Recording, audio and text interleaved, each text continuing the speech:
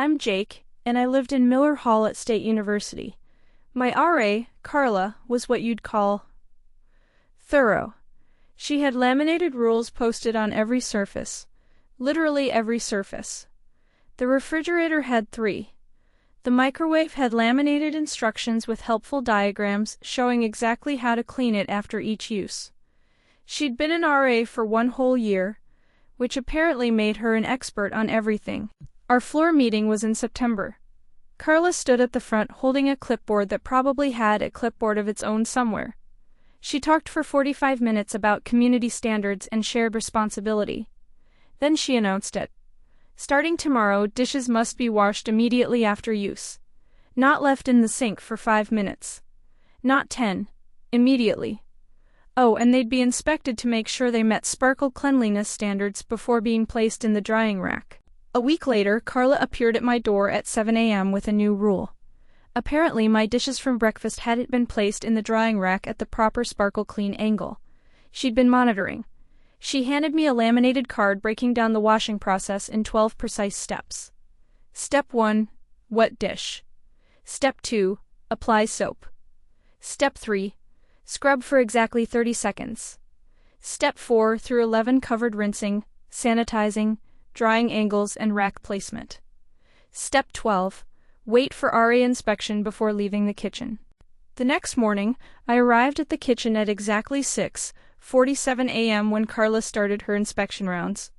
I washed my bowl for exactly 1 minute.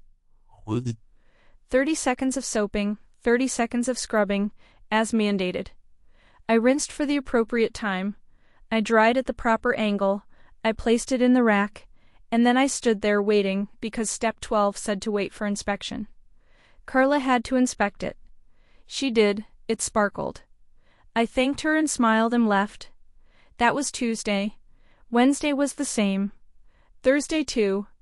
Everyone noticed I was always in the kitchen, always following the rules, always waiting patiently for inspection. By Friday, Carla was visibly stressed. She'd become a compliance officer instead of an RA. Her inspection rounds took 2 hours now. She was exhausted. Other residents complained they couldn't cook breakfast because I was always in the kitchen, always following rules, so technically she had to inspect before anyone else could leave. She tried adding more steps to the rules, but I'd already anticipated and documented them.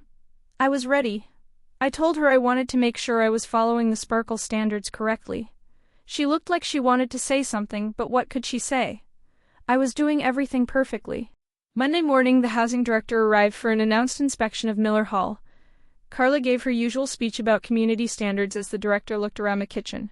She saw the laminated rules, she saw the inspection checklist, she saw the rack full of dishes waiting for approval.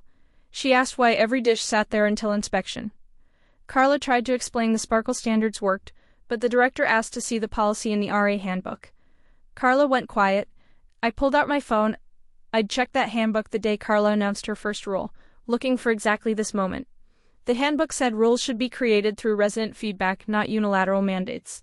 The director apologized to the floor, removed Carla's rules, and said community standards would be decided by community vote.